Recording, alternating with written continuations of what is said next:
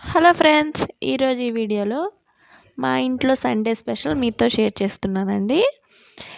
ఈరోజు అయితే థంబ్నెయిల్ అయితే చూస్తూ ఉంటారు కదా, schezwan chicken egg fried rice చేస్తున్నాము. ఇప్పుడైతే ఈ చికెన్ని చిన్న చిన్న ముక్కలుగా కట్ చేసుకొని అరగంట సేపు సాల్ట్ వాటర్లో నానబెట్టుకొని వాటర్ మొత్తం తీసేసి ఇప్పుడు ఈ చికెన్లో ఒక 2 స్పూన్లు అల్లం వెల్లుల్లి పేస్ట్ వేసుకోవాలి. అలాగే 1 స్పూన్ నల్ల మిరియాల పొడిని కూడా యాడ్ చేసుకోవాలి. నిజంగా అండి, ఈ రెసిపీ అయితే చాలా అంటే చాలా టేస్టీగా ఉంది. తప్పకుండా ఇలాగే చేయండి. మీరు రెస్టారెంట్లో తిన్నా సరే ఆ టేస్ట్ అయితే మర్చిపోతారు తప్పకుండా. ఇప్పుడైతే ఒక 1/2 స్పూన్ కారంని యాడ్ చేసుకోవాలి.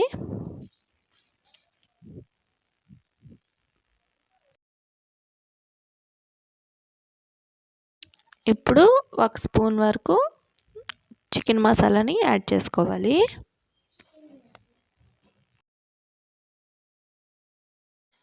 ఇప్పుడు ఒక 2 స్పూన్ల వరకు కార్న్ఫ్లవర్ని యాడ్ చేసుకోవాలి.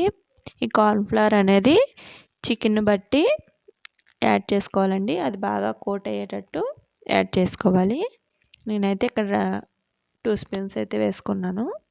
ఇప్పుడు ఇవన్నీ కూడా బాగా మిక్స్ చేసుకోవాలి.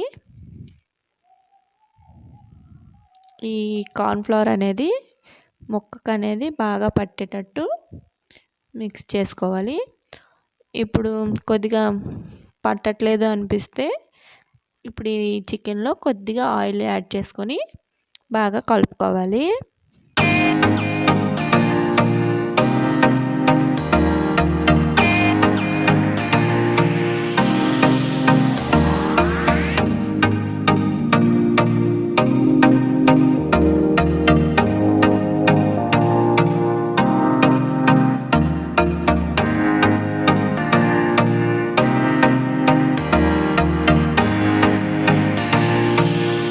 ఇలా బాగా మిక్స్ చేసుకున్న తర్వాత కొద్దిగా సాల్ట్ మీరు చూసుకొని యాడ్ చేసుకోవాలి. ఎందుకంటే మనం సాల్ట్ వాటర్లో నానబెట్టాం కాబట్టి కొద్దిగా సాల్టీగానే అనిపిస్తుంది. కాబట్టి కొద్దిగా యాడ్ చేసుకొని మరొకసారి కలుపుకొని ఒక అరగంట సేపు పక్కన పెట్టుకోవాలి. చికెన్ అనేది మ్యారినేట్ అయ్యేలోపు మనం ఏం చేసుకోవాలి అంటే ఇలా ఆనియన్స్ని ఇలా స్క్వేర్ లాగా కట్ చేసుకోవాలి. అలాగే క్రాప్స్కాన్ని కూడా ఇలా స్క్వేర్స్ లాగా కట్ చేసుకోవాలి. అలాగే స్ప్రింగ్ ఆనియన్స్ని కూడా కట్ చేసుకోవాలి. అలాగే క్యారెట్ని కూడా కట్ చేసుకోవాలి. అలాగే గ్రీన్ చిల్లీని కూడా కట్ చేసుకొని రెడీగా పెట్టుకోవాలి. ఇవన్నీ కూడా ముందుగానే మనం ప్రిపేర్ చేసుకొని ఉంచుకోవాలండి. తర్వాత రైస్ని కూడా కుక్కర్లో మీరు పెట్టుకుంటే ఒక గ్లాసు రైస్కి గ్లాసున్నర వాటర్ వేసుకొని 3 విజిల్లు వచ్చేంత వరకు ఉడికించుకోవాలి. లేదా ఇలా పెట్టుకోవాలి అనుకుంటే చూసారు కదా, నేను గ్లాస్ రైస్ పెట్టుకున్నాను. అందులోనే సాల్ట్ అండ్ ఆయిల్ కూడా యాడ్ చేసుకున్నాను రైస్లో. అలాగే ఒక 2 గుడ్లను కూడా ఇలా కొట్టేసి బాగా కలుపుకోవాలి.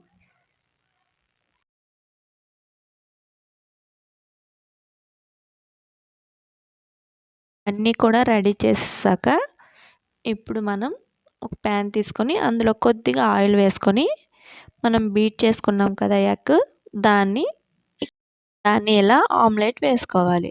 ఇలా ఆమ్లెట్ వేసేసాక ఈ ఆమ్లెట్ కొద్దిగా వేగాక చిన్న చిన్న ముక్కలుగా కదుపుకొని పక్కకు పెట్టుకోవాలి.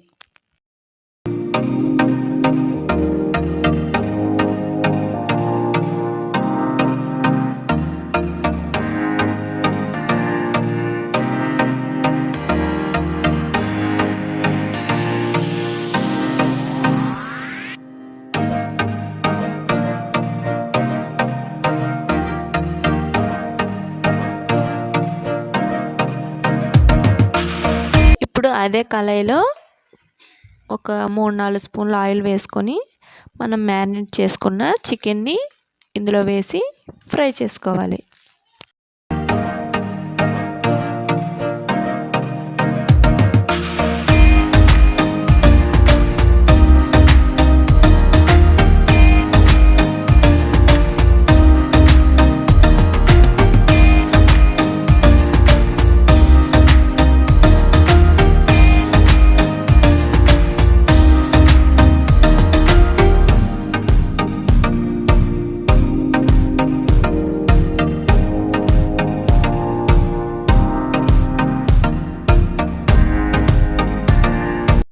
తీసుకున్న ఈ చికెన్ని సిమ్ టు మీడియం ఫ్లేమ్లో పెట్టుకొని కలుపుకుంటూ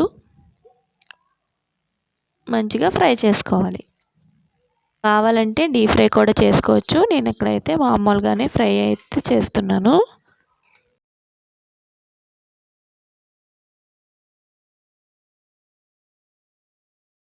చూసారు కదా ఇలా ఫ్రై చేసుకున్నాను.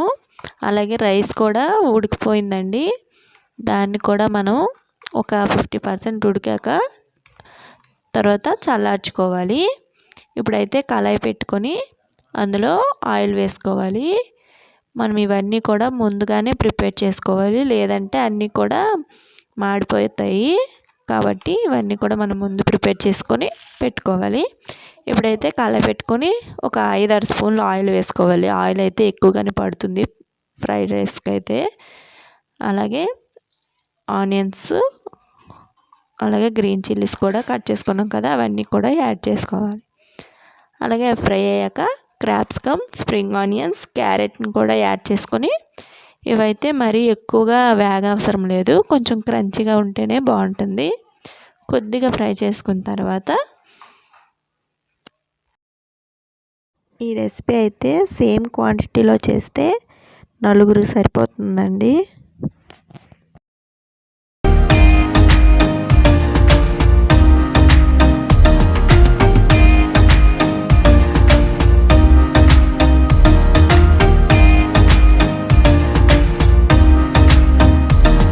రైస్ అయితే ఇక్కడ చూపిస్తున్నాను, ఒక 80% ఉడికితే సరిపోతుందండి. అలా ఉడికిన రైస్ని మనం చల్లార్చుకోవాలి, లేదంటే మెత్తగా అయిపోతుంది, అస్సలు ఏం బాగోదు తినేటప్పుడు. కాబట్టి ఇలానే చేసుకోవాలి. ఇప్పుడైతే అసలు అయిందనమాట. షెజ్వాన్ అంటే షెజ్వాన్ సాస్ వేయకపోతే అవ్వదు కదా. కాబట్టి ఈ షెజ్వాన్ సాస్ అనేది ఒక 2 స్పూన్లు యాడ్ చేస్తున్నాను. స్పైసీనెస్ అయితే మాత్రం మామూలుగా లేదండి, టేస్ట్ కూడా అలానే ఉంది, చాలా బాగుంది. ఇప్పుడు ఆ సాస్ వేసిన తర్వాత మనం ఫ్రై చేసుకున్న చికెను, అలాగే ఆమ్లెట్ని కూడా యాడ్ చేసుకోవాలి. ఇప్పుడు ఈ సాస్ అనేది అన్నిటికి బాగా పట్టేటట్టు ఫ్లేమ్ అనేది హై ఫ్లేమ్లో పెట్టేసి బాగా రోస్ట్ చేసుకోవాలి.